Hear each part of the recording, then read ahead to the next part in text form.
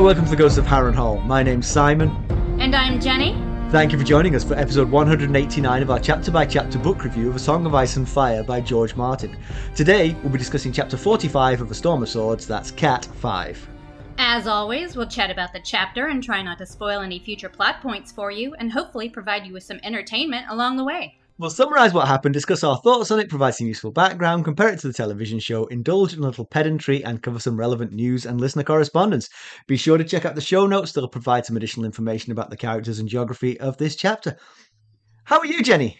I'm doing well. How are you? So, alert listeners might have noticed that something is slightly different. I have had a haircut. No, that's not it. Yes, we have a special guest co-host today. The one and only Jenny of Allstone. So welcome, Jenny. Thank you. I'm glad to be here. McKelly is off seeing his mum, who's not doing so well, and so we wish McKelly and his mother all the best. And we are so grateful to you for graciously and valiantly, because it takes... it's reminded me how nerve-wracking it is, actually, working with you this week. I've become nervous about it, whereas normally it's just like, it's chapter 108. It's episode 189. It's second nature to us now. But exactly, I've been nervous since I found out I was doing it. So, well, so far so good. By the way, I mean I thought that was real smooth. McKelly flubs those lines all the time. So, well, I remembered my name, so that's a plus. and the notes say McKelly, so you did well to go around that. So tell us a little bit about yourself. What's your connection to the podcast? Well, I came to the books from the show, like a lot of show watchers. I watched a couple of shows, and then I read all of the books before I watched any more shows, and then I just needed more content. So I started looking around for different websites online. And, years later, obviously, that led to listening to podcasts. And you guys happen to be the one that I like the most. So here we are. And why Jenny of Allstones? I mean, obviously, of Allstones is your last name, as it happens. But is it a special affinity for Jenny of Allstones, or? Well, it's convenient that I'll just tell everybody my name is actually Jenny. So it's just convenient that she's in the book. But no, I do love the story of it because I think it's a choice there that Prince Duncan made. He gave up a kingdom for her. And right. I think George Martin based that loosely on King Edward VIII and his marriage to Wallis Simpson, where he abdicated the throne and married her instead. And I just think that is an amazing choice to make. Is it the right choice? I guess that's a question for each person, but I think King Edward made more dubious choices than that later in life. But I'm with you. Giving up the throne for romance, all for that. That's for real. So one thing, just a reminder to people, because we've mentioned Jenny on the podcast many times, but Jenny painted a painting of McKelly and I, which is still one of our most treasured possessions. We love that painting. It's a picture of us at our haberdashery in Moultown, which is just the perfect.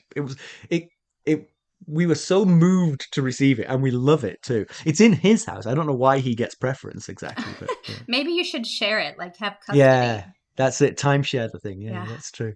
So, at the last Sustainer call, you posed a very interesting question to us, which was name 5 things. And you threw at me 5 families from the Crown lands, which was so hard. I did throw you a very hard question. That was really hard. So I'm coming back at you.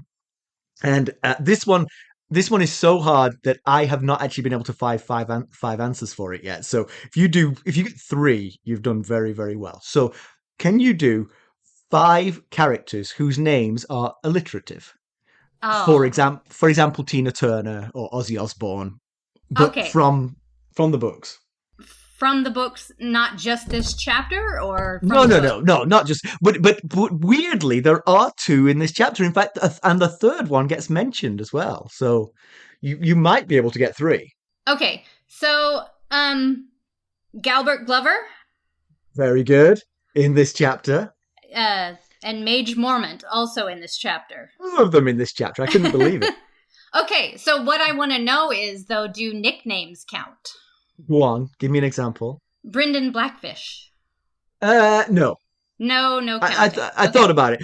If he was called Bryndon Blackfish Brown, sure, but he's called How Bryndon about Tully. maiden names? Oh, go on. Give me an example here. Sybil Spicer. Oh, very good. Oh, wow. That's better than I thought, actually. There is a POV character. Oh, see, now I'm drawing a blank. No, I knew if I threw it at you like that. This POV character, she gets a mention in this chapter. She's not in this chapter, but she gets a mention. Well, there's Sansa Stark. Ta-da! There's the one. And that's it. Honestly, it's hard. There are very It is few. much harder in the hot seat Yeah. than you think it is. Oh, yeah, that's for sure. All right. Well, so normally at this point we give funny stories about what's happened in our lives. I don't have a lot, but my son did trot out a slightly funny story, but it was very disturbing actually, this story. At the family call, my son, who's 19, so he has sort of college age friends and he's at community college, and he was saying that his best friend who goes to the local university has a roommate who's a little not the sharpest tool in the shed, shall we say. And the my son's friend called the roommate and told him that there was an active shooter on campus, which was a lie, and then crept into the room to scare him. And I was like, and it did scare him. Oh And no. yeah, and I was like, that's a little bit too much, actually. That's But actually a lot too much, I that's what think. I thought as well. But then my brother came back with a story which, when he told it, I remembered it from when he was at college. When he was at college, he and now I'm thinking I might have told this story before, so you'll have to interrupt me if that's true. But my brother lived in a hall of residence which was several stories high, and one kid got very drunk, and while he was drunk, they switched his room with a ground floor room. They took all the posters off his walls and took his all of his pictures, and they put it in a ground floor room. And when he got home, they put him in the elevator and then jostled the elevator a little bit, but then got out on the ground floor. And Oh then the no. next morning, one of his friends came to his room, which obviously they'd left open so they could do this, and said he was feeling very depressed, and he jumped out of the window, which was 2 feet from the ground instead Right. of 100 feet from the ground. But it scared the kid to death. Oh no. Mhm.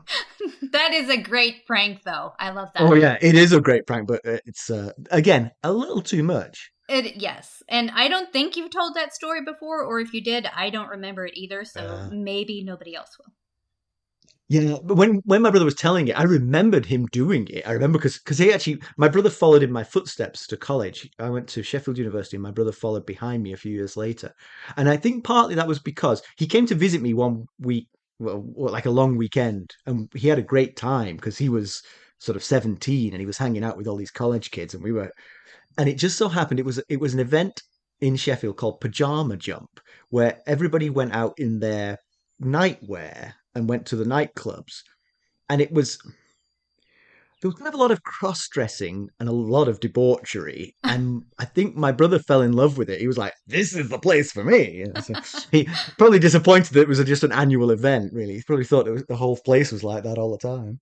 That sounds fun as well. So Jenny, what I mean, apart from being the ghost of High Heart, what do you do for a living? I am a floral designer at a flower shop. Ah, So very hopefully I good. make people smile all day. Well, yes.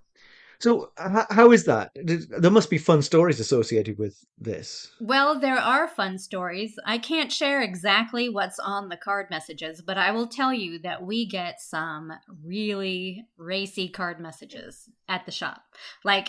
They're so racy I can't share the good ones with you because it would not be appropriate for this podcast. I just can't imagine. I mean, do they actually come in and say the words to you? Has that ever happened? I've never had anybody do it in person. I have Okay. had them do it over the phone. Oh my goodness.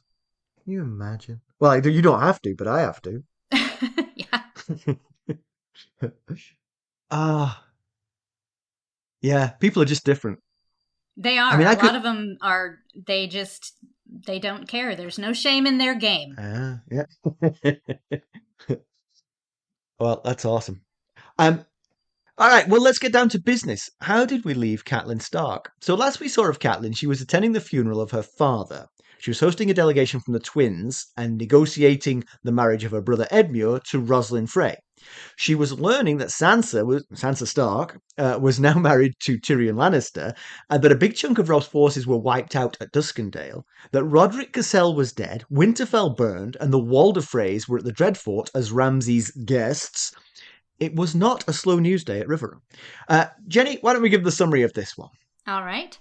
King Robb, Catelyn, Edmure and company are headed to the Twins for the Lord of Riverrun's wedding. Queen Jeyne is staying behind, but she's prolonging the goodbyes. The farewell is touching, but Cat knows it is for the best. Robb is going to have to ignore some insults if he's to revive the relationship with Lord Walder Frey, and he's prepared to do so. But if those comments were aimed at Jeyne, whose very presence would compound the insult to the Frey's honor, Cat knows he has too much Ned in him to let that slide. In fact, 5/6 of the Westerling contingent have now been shed. Jeyne, her mother, and her sister Elena, and her younger brother Rollum have been left at Riverrun, and her uncle, Rolf Spicer, is escorting Martin Lannister back to the Golden Tooth.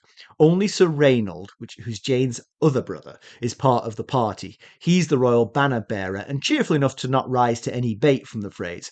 Young Rollum had been Robb's squire, but Oliver Frey, Robb's prior squire, would no doubt be at the wedding, so best not to rub salt in those wounds. Martin Lannister's return is an exchange that brings Galbert Glover's brother Robert back. All of this means that Grey Wind is back at Robb's side, to Cat's relief. Brynden Tully leads at Riverrun. It is a long ride, and miserable weather is slowing their progress. There are 3,500 of them, so they're not making good time. Cat worries about further offending Lord Walder. Robb studies maps for some way out of the larger mess, and Edmure continues to whine about the attractiveness of his future bride. Cat snaps at her brother and then regrets it. She recalls that she herself was disappointed when she first met Ned. He was so unlike his cheerful elder brother Brandon. They pass through the Whispering Woods where Cat sees the scars of the battle fought there, but now shrouded in autumnal colours, where it had been summer when they'd fought here. The rain has washed out all the bridges over the Blue Fork, so a long detour around its headwaters at Old Stones are needed.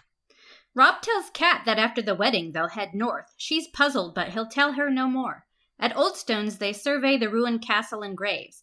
Cat tells Robb the story of King Christopher Mudd, and he recalls the song of Jenny of Old Stones with flowers in her hair. Robb is worried about the future. Jeyne was not obviously pregnant when he left. Bran and Rickon are gone. He won't let Tyrion inherit Winterfell, and he believes Arya dead too. He suggests legitimizing Jon, but Cat bridles at this. She points out that it could cause trouble if Robb does have children. Jon and his descendants would have a rival claim. The Blackfyre rebellion lasted 5 generations. She refuses to support his decision. He pulls rank and insists. Cat chats with Mage Mormont, who she's grown to like. Mage talks about Jorah's wife, Lynesse Hightower, a proper lady, but not suited for life in Bear Island. Cat recalls Lynesse telling her that she herself felt like a fish out of water at first in the north, but that you can come to love it. Progress is slow, both for Lynesse and for the party heading to the Twins. In Hagsmire, Jason Mallister catches up with them, and Robb's senior advisors gather. There is a stranger present. It turns out he is a sea captain who has been detained in Pike for half a year. Balon Greyjoy is dead. Story was he was crossing a bridge when the bridge gave way.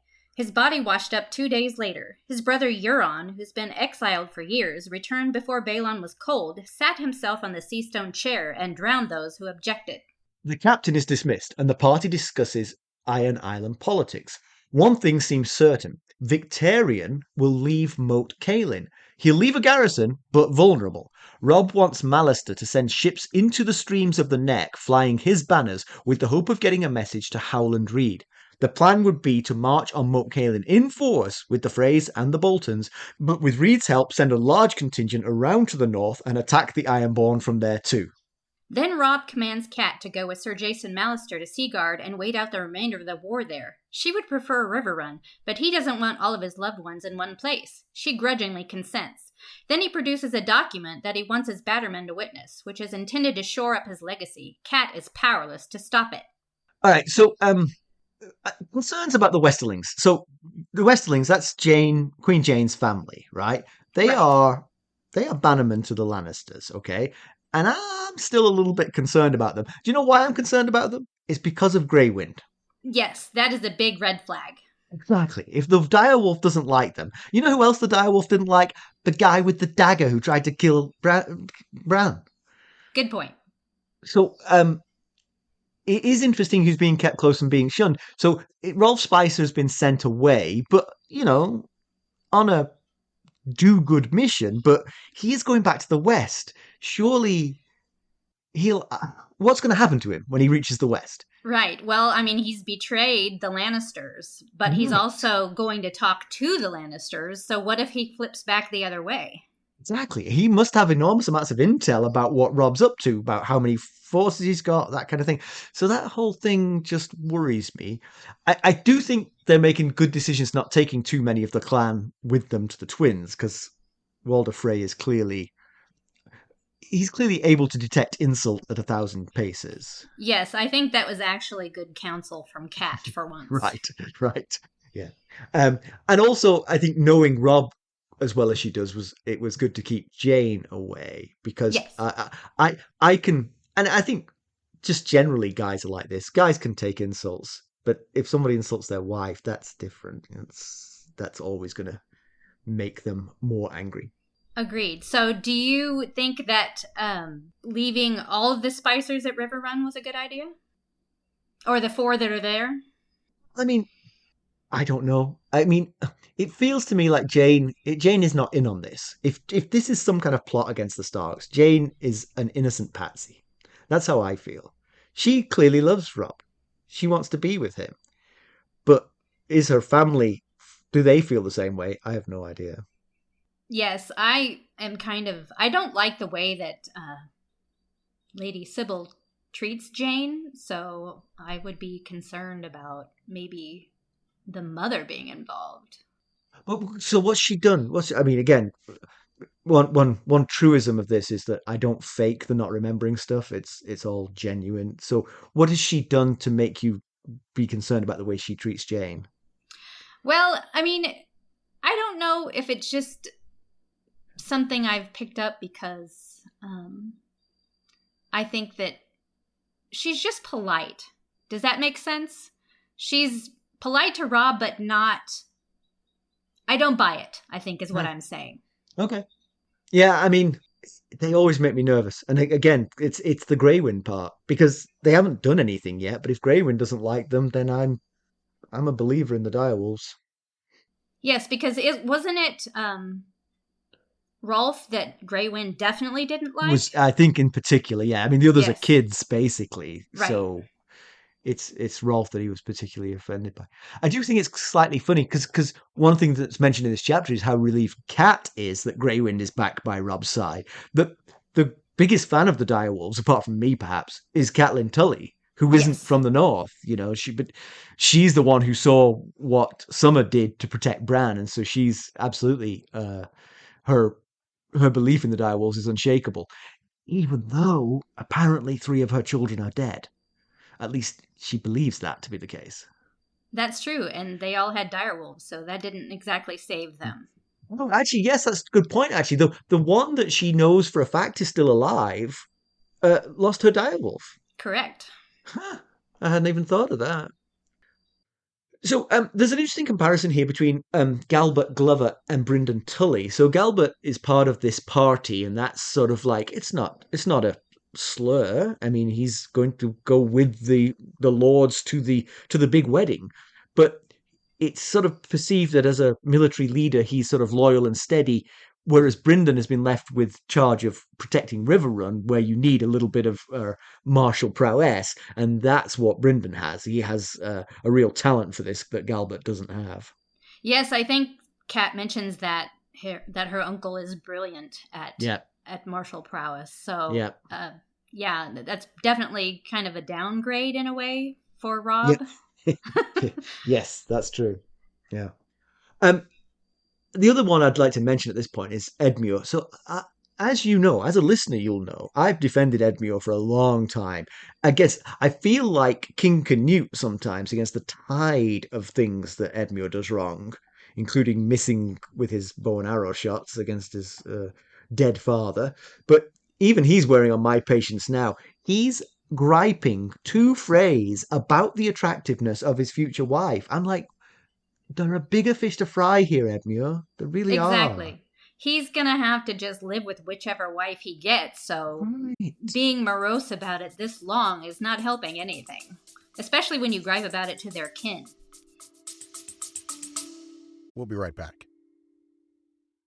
Hello, friends.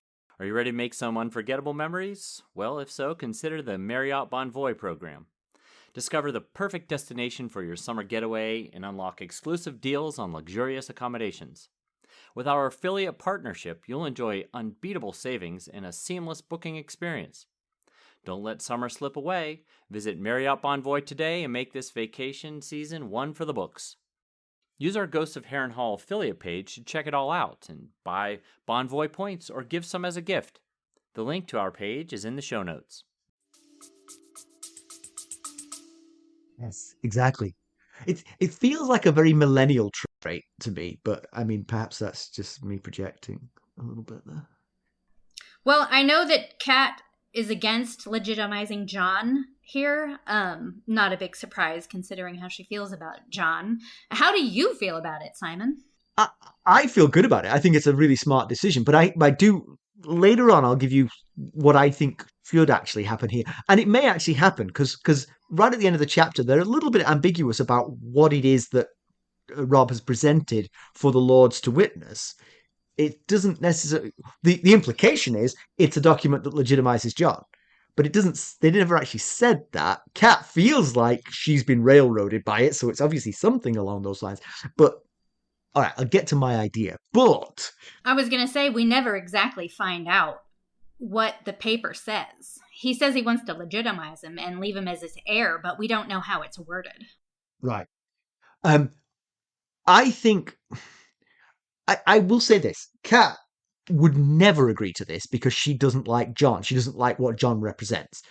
But her arguments actually do make a certain amount of sense. I mean, the comparison with the Blackfire Rebellion is perhaps a little bit stretched, but it is true. If Jeyne were to have children and Jon has been legitimized and Robb were to die in battle, then you've got babies who are the natural heirs, but then you've got Jon, who is a legitimate child of Ned Stark, who's an adult, who's fought battles, who could certainly take over at Winterfell. So she's not wrong to be worried about that. I agree. I think that if you flat out leave him as an heir and as the king, just, right off the bat, it's hard to make someone the king and then go, oh, I'm sorry, just kidding, you're not the king anymore.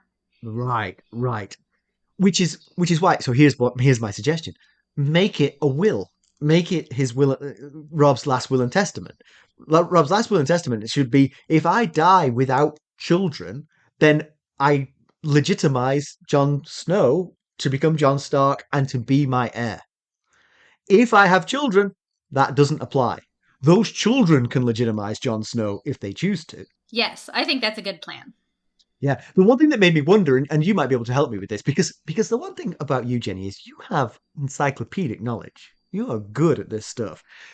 Is the concept of a will a thing in Westeros? Well, I know for sure that there's a precedent with King Robert. I mean, he left his will with Ned when he died. He was writing something, yes. Yes. But was it a will? Did they ever say that word? Because I mean, he was writing a document to sort of express his wishes, and they were end of life wishes. But if you really had a will, you would have that written in advance of going on the boar hunt, you would think. You know what I mean? Off the top of my head, I can't really ever think of any other time that I think that's what it is last wishes. I don't think the word will was ever used. Yeah.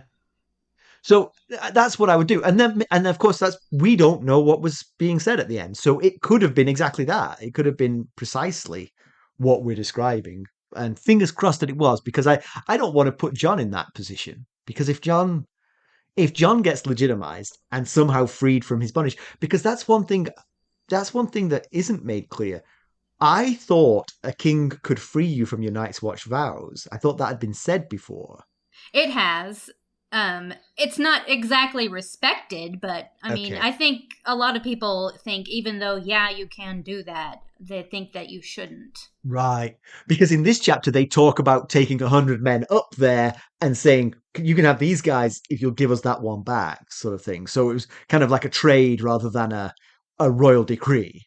Well, I think that the Watch would actually rather do that. I mean, who wouldn't Yes. want 100 men over one man? But another precedent for you. When King Aegon died and his brother Aemon was at the wall, they wanted to have him come down and be king, and he'd already said his vows. Ah, that's right. That's right. I'd forgotten that. And the Night's Watch was going to let it happen, but he refused, right? Correct. Yes, he Right. chose not to. Yeah. The plan to take Moat Cailin back does seem reasonably strong. I would be skeptical of it were it not for the Balon Greyjoy news, but let's just think about it as sort of what we know now. It's only going to be relatively lightly garrisoned compared to what it was going to be, and because they can now get ships around it to where Howland Reed lives. The hope is, and let me make sure I get this right. What Howland Reed is going to come south of Moat Cailin and guide a large contingent around to the north so that they can attack simultaneously from north and south. Well, yes, they're sending 2 ships up the rivers, and Robb wants Howland Reed to send 2 different guides so they can attack from 2 different places in the north, and then the Great John will attack from the south. Right, that's right. So yeah, I mean, the trick with attacking Moat Cailin is you can only ever attack it from one side, but here you are. By the Well, inside knowledge of the Crannog men, you can do it yes, from I was more going than to one say, side. Howland Reed probably knows all of that like the back of Yeah, his hand, so he yeah. can sneak him through there, I'm sure. Yeah. So I wonder if this was always the plan. If the news that they got from the captain in this chapter actually just made that plan a lot more palatable, but this was always going to be what they were aiming for. That's a good question. I don't know. I don't think that comes up. I'm sure that this news about Balon is a great boon for this Yeah. plan. Yeah, yeah. Um, I actually maybe what that really gives them is the ability to send the ships up the rivers into the neck. Maybe that's where this plan comes to fruition because the the Iron Islanders were probably patrolling that kind of area fairly because Moat Cailin can look after itself. You don't need that big, but with enough of a force holding it, you would send out scouts and patrols to make sure that people weren't circumventing you by ship. Yes, And but I think if you'll remember, the neck is, a lot of swamps and bogs, and I think it changes a lot. So that's I'm I've sure heard they're that. not Yeah. going that far from Moat Cailin because they may not be able to make it back. We'll be right back. This episode is sponsored by Audible. To get a free audiobook, or 2 if you're an Amazon Prime member, go to our exclusive URL, audibletrial.com/ghostsharrenhal. You can find the link in our show notes. They are seagoing. I would think that some of them would want to be on boats. You know what I mean? But that's a very good point. I mean, you split your forces into a force that can't communicate with one another because they can't re-find where you are. Not Yes. easily, anyway. Yeah. I mean, I'm not saying they'd be lost forever, but if you did take a channel that took you a different way, it would take time to find the way back. Yeah. Yeah. So, the biggest news of all in the chapter potentially is the death of Balon Greyjoy, which was very accurately predicted by one Jenny of Oldstones, I believe. She told Arya and Beric Dondarrion that. Do you remember the exact wording of Well, it? that was the ghost of High Heart because Jenny's dead. Oh, sorry. I keep referring to her as Jenny of Oldstones. That's right. So who is she then? Well, we don't have her name. Her name is never given anywhere in this series so far. So Is it known that Jenny definitely died? This series, if you don't see a body, you don't know where that person might be. Are they dead? Are they alive? Yeah. And she would only have to be like 80 years old, right? Something like that. Yeah, I think that was about 80. Well, she'd be pretty old by now because I think that was about 90 years ago. Oh, okay. So that's pretty old. That is pretty old. Okay, I'm not believing it's Jenny anymore. Okay, let's just call her the Ghost of High Heart then. So what did the Ghost of High Heart tell us? I dreamt of a man without a face, waiting on a bridge that swayed and swung. On his shoulder perched a drowned crow with seaweed hanging from his wings. So, Yes. uh, Balon was on a bridge when it collapsed. Uh, the man without a face sounds like a faceless man. We talked about this as well. And the drowned crow with seaweed hanging from his wings, Euron Greyjoy is known as Crow's Eye.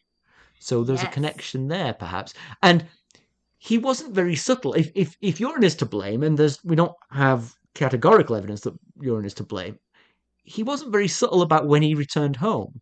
He was not. Yeah, he came home within 2 days of his brother dying, as if he'd been waiting offshore for the signal to come in. I think he should have waited a little bit longer. That would have been the smarter move. Right. It could only have been more suspicious if he'd arrived 12 hours before his brother died. That would. Yes. I- Well, I think the whole bridge thing is suspicious anyway, because Balon Greyjoy has lived at Pike basically his whole life. I'm sure those bridges are checked all the time because they're exposed to sea air and salt water, you know? I mean, yeah, that bridge story just sounds fishy. yeah. But I will say, I mean, normally I don't remember anything, but last week I said that I thought this Euron Greyjoy was up to no good, and look what happened. Lo and behold. You were right. Or at least we were pretty sure you're probably right. So, you know something about this captain that I didn't know. Okay, yeah. So this is just one of those little fun stories that George tucks into the story that doesn't have any impact on anything, but it's kind of like an Easter egg where you're like, oh, well, that's fun. I didn't know that. The ship Myraham is the same ship that Theon took to Lordsport when he went home to treat with his father. So the captain's daughter would be on that ship. So right. So the captain who's reported the news of Balon's death is the same captain who took Theon to Pike, and basically he's been imprisoned on Pike ever since because they basically closed the ports. Yes. Wow. So just throwing this out there, Theon may well have impregnated this guy's daughter. He may well have, yes. He may have a grandchild who has a claim to this throne. And in fact, we know for a fact that this guy was in Pike at the time of the murder and fled the scene. I got motive, I got opportunity. This guy needs to not be ruled out. I'm just saying. That's true. That's true. And I mean, he was on that ship for a good few days. So yeah, I think it's entirely possible. Yeah. So all of this becomes the potential turning point for the Starks because the succession battle that's going to rage in the Iron Islands because there are so many claimants. I mean, can I interject here, please, and say that the squids are squabbling? Oh, it's very nice. Well done. I like it. So the thing is, if Theon hadn't been taken from them, if Theon hadn't been at Winterfell all this time, if he'd grown up there, there'd be no question Theon would be next in line to the Seastone chair. Yes. But he's just on the outs, and now we don't know what the heck's happened to him. Last we saw of him, he was captive of Ramsay Bolton, and we know Ramsay doesn't treat people very well. So his sister Asha has a claim as she's actually Theon's older sister, so she, by primogeniture, she should have a claim. But the Iron Islands seem like a not very progressive place in terms of women's rights, I'm guessing. I agree. I'm really skeptical that they would allow her to rule. So that leaves Balon's brothers, and we know 3 of them still live. I believe there was a 4th who died in childhood. So there's Euron, who I don't know how people are going to feel, because they can't help but be suspicious that he murdered Balon. That's true. I mean, it's not very subtle what he did. Secondly is Victarion. Now, Victarion's the one who's holding Moat Cailin. So he's got a choice now. The Starks have concluded he's going to up and leave and take most of his captains with him to bolster his claim, which is why Moat Cailin becomes vulnerable to them. But the thing is, if I'm an Iron Islander, I'm like, wait a minute, you betrayed our great gain just for your own personal gain. You came back just to get the throne when you had Moat Cailin, which meant the North was ours. Yes. So I don't know how that holds up to sort of scrutiny either. And then last is Aeron? Aaron, of course, Yes. Damp Hair, the very one. Now again, he's a bit of a religious zealot, and again, I'm not sure what the Iron Islanders think of that. I'm not sure what Iron Islanders think generally, I have to say. I don't know how religious most of them are. I will say that Melisandre is quite a zealot, I think, and Yeah. there's a lot of followers for that religion. Yeah, that's true. That's true. But would they necessarily... Okay, let's put it this way. If Melisandre had a sister who was kind of cooler, less annoying, had a big army behind her, they might choose her over Melisandre. Just being, she's getting a following, but it's kind of like of the religious variety rather than the we want you on the throne variety. That's true. There's probably a bigger following for the second faction. That's what I'm thinking, yeah. So, Catelyn Stark in this chapter wishes Theon had died at the Whispering Wood because she points out, well, in her head, she says Bran and Rickon would still be alive. Yeah. Yeah, I mean, you forget sometimes all of the crimes that can be laid at his feet, and Cat must just feel so mad at Robb for it, because if Robb had just listened to her about Theon from the get-go, none of this would have happened. I mean, keep him close. He was fighting for you. He could have been Robb's friend and royster, but sending him on that mission was really shooting themselves in the foot. And you just think what it's just meant to the whole psyche of this battle. The fact that they've Yes. lost Winterfell while this has been going on. Yes. And it was all because of this terrible decision to send Theon home. So that's another decision of Kat's that I agree with, where she told Robb not to send Theon, and he did it anyway. I don't always agree with Kat's decisions, but that's two. I wonder, how much of that do you think was based on her evaluation of Theon? And how much of it was based on her knowledge of Balon? I would say it was probably some of both, because Ned did have to go fight the Balon, basically the Balon family during the rebellion, and I'm sure he talked to her about that. Yeah. I mean, that's the thing, you see. Even if Theon was a really good kid, noble of heart and honest and true, when you get home and your dad psychologically abuses you, it could change you. And you might, I mean, because that's when I'm feeling generous towards Theon, I think about the scene when he gets home and how his father treated him, and he was left with no choice. He couldn't he couldn't fulfill the mission he was given by Robb and not be treated as dirt by the Iron Islanders. Yes, it was basically a choice between his father or Robb. Yeah, but the kind of father who wouldn't give you that choice, It wasn't like he was saying, you have to choose between me and those people. It was like, you are no longer my son because you are doing this, It was definitely an ultimatum. I mean, I guess Theon could have left again. I don't know that his father would have done anything. He might have. Right. But we'll never know. That's true. So, one thing, I'm really looking forward to this succession story, but I'm concerned we're never going to see it because, we didn't see Balon's death. You know why? Because we don't have a point of view character in the Iron Islands. The only potential candidate is Theon himself, but we don't think he's getting back there anytime soon. No. So unless we add a new one, I'm afraid that this is all going to happen off camera, and I'll be sad if that's true, because I'd like to see it. I don't know. I feel like that's too big to not have a point of view, but we don't know at this point in the book. Yeah. It'd be interesting.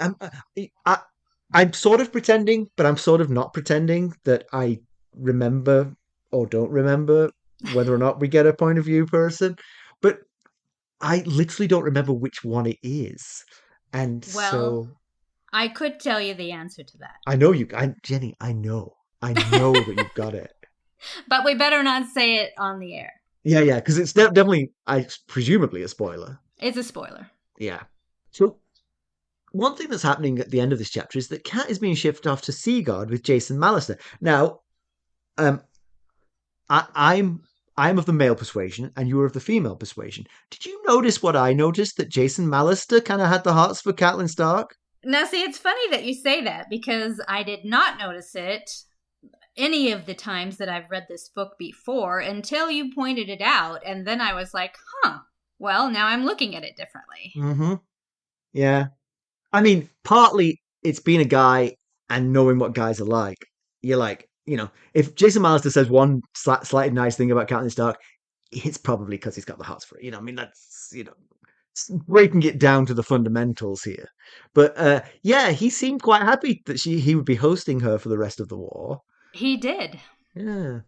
He seemed to be consoling her, or even maybe kind of talking her into it. Yeah. Definitely encouraging this plan. So if this happens, if this is the plan, is Kat's part of this story coming to an end? Because it feels like that's a bit of a dead end, Seaguard. I mean, it could be a staging point for a kind of battle with the Iron Islanders, but it's not really. It could be, but it feels like it's a little bit far south for that. Yeah, that's so true. yeah, I mean, potentially we could be losing her as a point of view. And I mean, we mentioned it earlier, but what do you think they were? What do you think the document said at the end of the chapter? Do you think they said Jon Snow is legitimized, or do you think it was contingent? I would like to think that Robb would make it contingent. I can't say for sure, and I'll tell you that is still in debate. Right. Okay. So at the end of the 5th book, none of the point of views that we get have divulged what was in that paper that the Bannermen were signing. This is why we brought you in, Jenny. This encyclopedic knowledge. Okay. Well, I think we're done with that. So now, will you take McKelly's role and give us some background? I will. Okay. So the background today is going to be on House Mud. So we have Robb and Catelyn standing before a grave in this chapter, and Robb is wondering whose grave it is. Which town? Sorry, Jenny. Which town were they in? Oldstones. They were in Oldstones. Oh, okay. Awesome. Yeah. Okay, so Cat tells him that this grave belongs to King Christopher IV of House Mud. House Mud once held the Riverlands all the way down to the Blackwater Rush, so that's down by King's Landing. Wow, yeah. In the time of the First Men. Oldstones actually had a different name when it was in existence. Was it Youngstones? It might have been, but actually nobody knows what that name was. It was lost to time, and that's why everybody now just calls it Oldstones. It was the largest castle at the time, though, when it was still in existence. So, of course, Harrenhal probably put it to shame, but... Mm-hmm. So King Christopher IV was known as the Hammer of Justice, which... How do you feel about that name there, Simon? Oh, yeah, I definitely think he moonlighted as an ambulance-chasing lawyer, is what I think. And who else would call themselves the Hammer of Justice, really? Well, maybe a 60s cartoon character in a comic book. Yes, that too.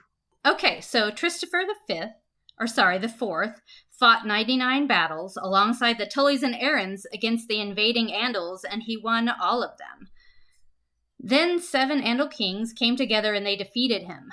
So that left his issue, which was Christopher V, and he was definitely no Hammer of Justice, so the kingdom was lost. Wow. And, but then we find out how Riverrun came to be, because one of those Andal kings, by the name of Armistead Vance, won the allegiance of House Tully through a previous Edmure, and granted them the land at the junction of the Tumblestone and the Red Fork, where his son Axel raised Riverrun. So that's how Riverrun came to be.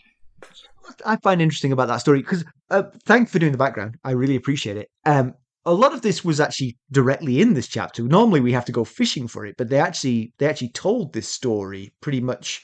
All of this information was in this chapter. It strikes me as strange that the Tullys only raised Riverrun at the confluence of the Tumblestone and the Red Fork when they were given that land by the invading Andals. It's like, why didn't you just do that before they got here? Well, I think it was because the Mudds were in charge and the Mudds did not give them any land. That is a reasonable point. Possibly they didn't fight as hard for the Mudds as they would have done had they been given a bit of land. That's true. Yeah. See, it's your own fault, the muds. But anyway, yeah, thank you. Thanks. That was really interesting.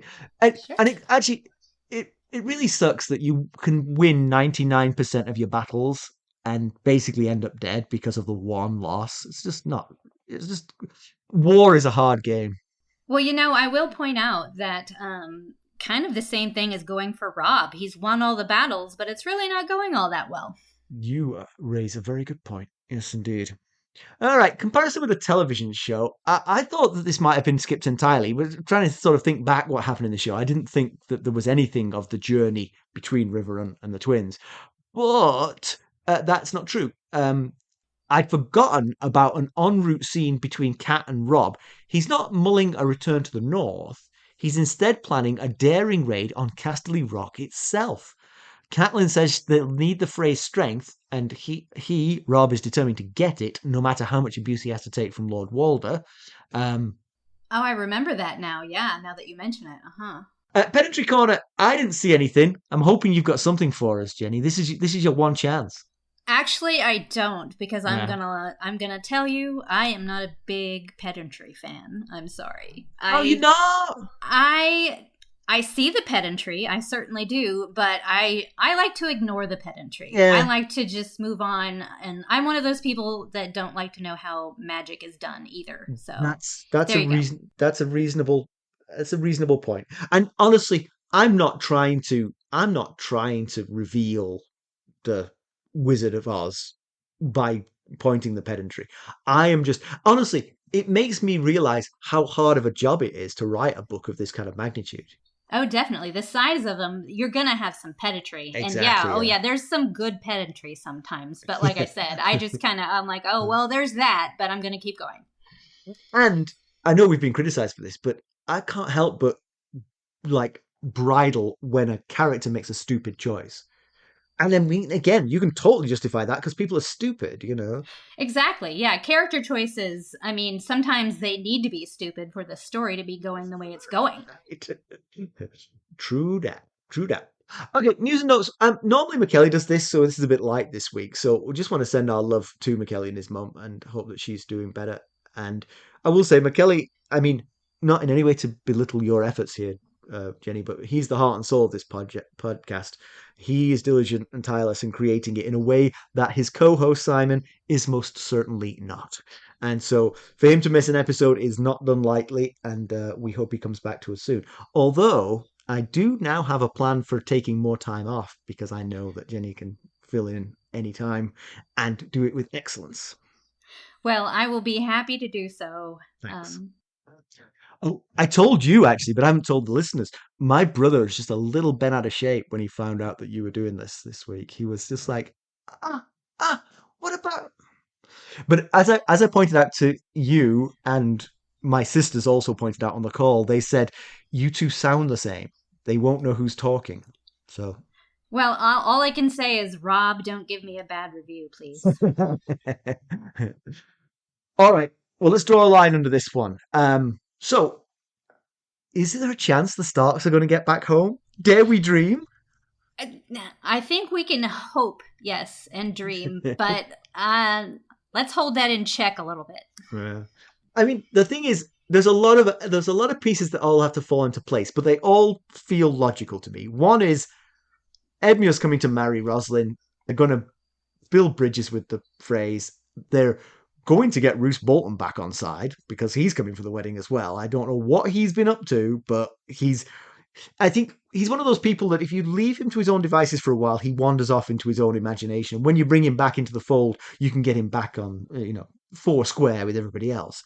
Well, I do have to say, this may have been more for the discussion part, but do we actually think that Walder Frey is going to accept this marriage as a new pact and forget what happened before? So you think he would make them march this whole way just to slap their faces and say, "Go back home, you're not wanted here"? Oh, I wouldn't put it past him. He's rotten, but I don't think. I mean, fundamentally, Edmure Tully is his liege lord. He owes allegiance there too. He's going to get his pound of flesh, but he's going to come around. That's how I feel. I guess we'll find out. Mm-hmm, mm-hmm. And then the other parts of the plan for getting them back north, they also feel reasonably solid. There is this hope and expectation that Victarion's going to take his most senior captains and leave Moat Cailin, and that gives them the opportunity to get around, get Howland Reed on board, and there's a chance that they can get back north. So it's like a big chain of dominoes. As long as they've been put in the right places, you just have to tap one and they'll all fall down and you'll have a peacock at the end of it. Let's hope they fall in the right succession. Exactly. And then is Catelyn going to be sidelined by this? I mean, or maybe, you know what? Actually, what we're going to have is every so often we'll just dip into a Catelyn chapter and her and Jason Mallister will be having like a bodice-ripping romance by the sea. Oh, so like one of those romance books with the people on the cover where they're half dressed. Exactly. Exactly. Yeah. Yes. Jason Mallister tall and sort of like, shirt undone to the navel. Well, I'll tell you, that may be a little more cheerful than being inside Kat's head nowadays. Not that I can blame her, but sometimes it's pretty dreary. Oh, yeah. Yeah. And then I can't wait to watch the Succession turmoil in Pike. I don't know if you watched the show Succession.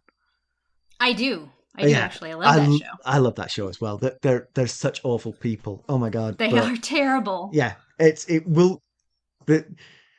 I think they should dress like Iron Islanders. It would be perfect, sort of like. Oh, that would be. Yeah. That's. Bring these two things together. Yeah. And then what will the Succession mean when it all comes to fruition? I gotta say, Clever Money says Euron, because Euron's got the most followers. He's obviously not afraid to do things like kill his brother.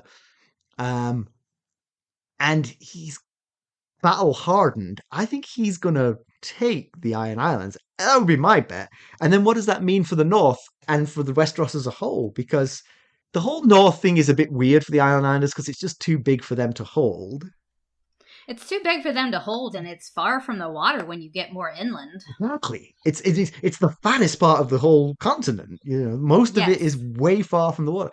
But he's clearly not going to be, if he's ambitious enough to murder his brother for the throne, he's clearly not just going to sit on that throne in Pike and be pleased with himself. No, I don't think he's going to stop there if he is the one to get the throne.